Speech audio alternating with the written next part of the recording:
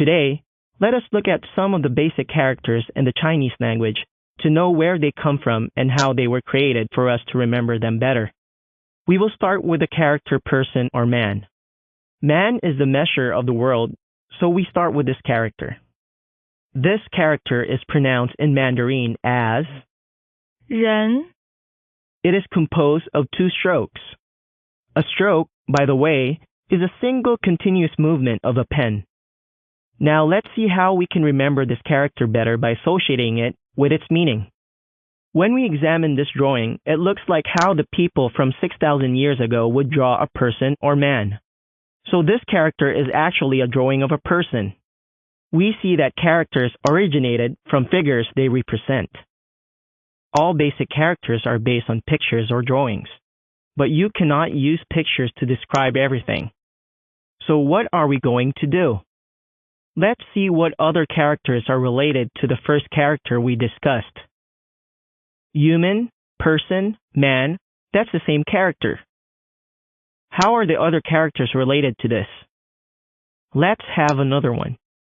It is pronounced as 大 Can you guess what this character means?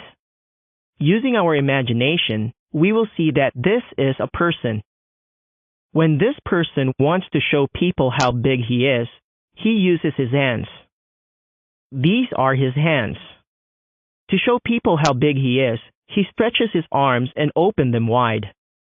So now he looks very big. So this character is based on the meaning of the drawing.